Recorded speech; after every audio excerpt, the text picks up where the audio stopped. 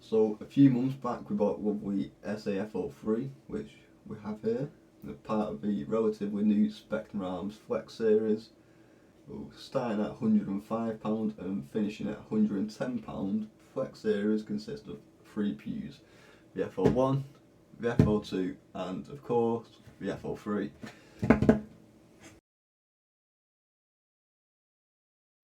So in the box we've of course got the pew itself, polymer high cap mag, which is wheel wound. I'm sure you can see that, let's hope. We also have the manual,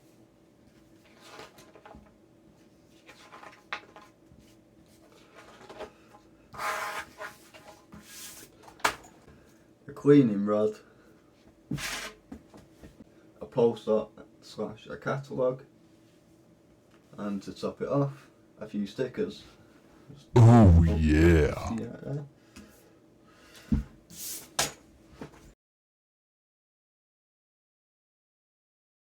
Right, starting at the front then, we've got a nice metal muzzle brake and a 14mm counterclockwise thread attached to the 10-inch alloy outer barrel.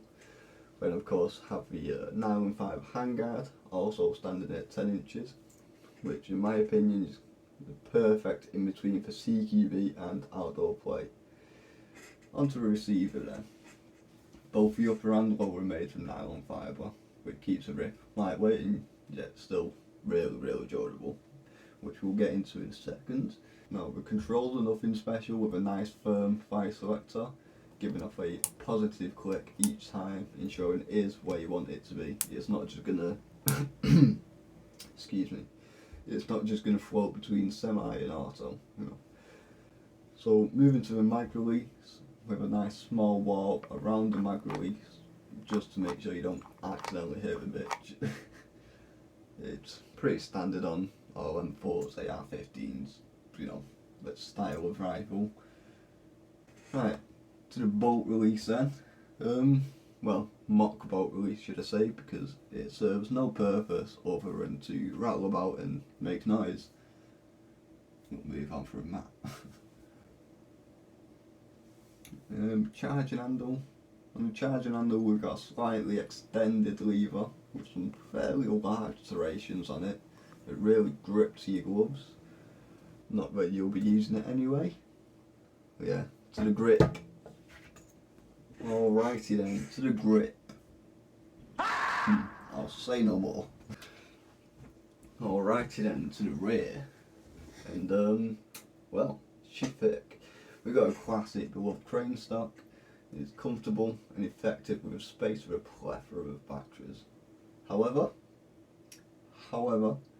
under the stock we'll find a buff tube, and although it's held up well so far, I don't actually agree with the use of a nylon fibre here, since it's hollow, it's got no support, and I just feel it's much more prone to snapping clean off. And yeah, my only little issue.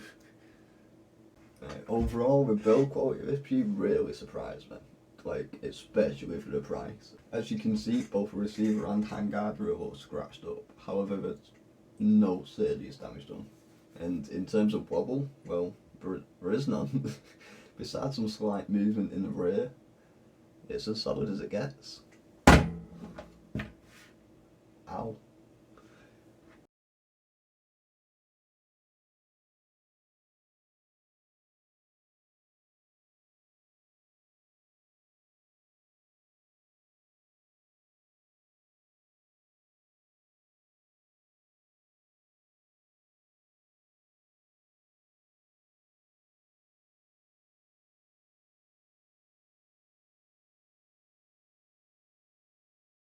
So to the shooting then.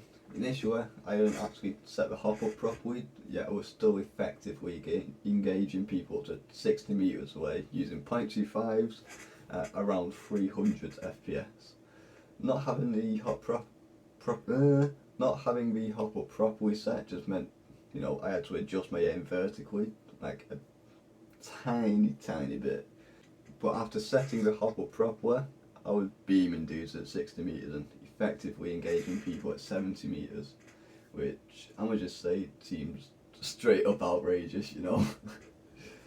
Anyway, after taking 5 minutes to mess with the hop up, I found it easily over hops at 0.25s and it'd probably handle the 0.3s if you really wanted to.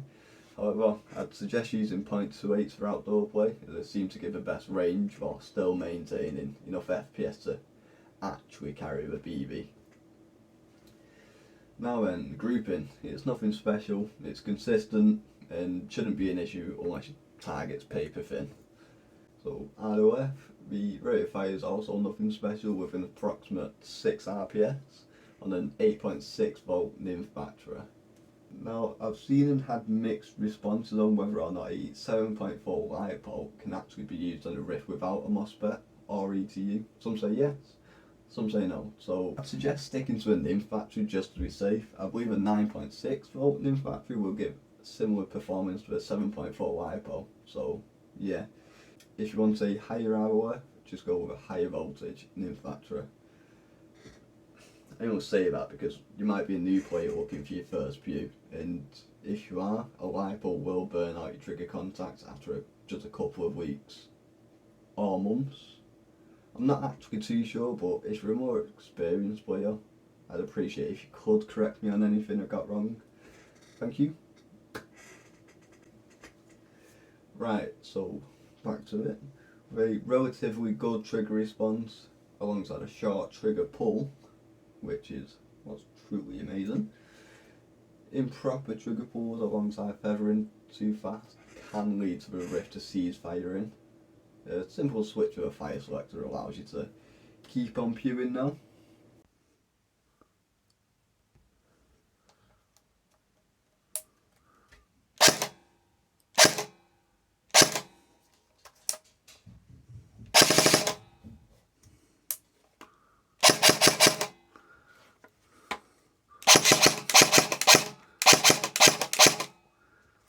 So if there's anything I missed or just you feel I should have included, please do let me know in the comments section. It is greatly appreciated.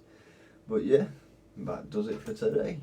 If you did enjoy, please leave a like and consider subscribing.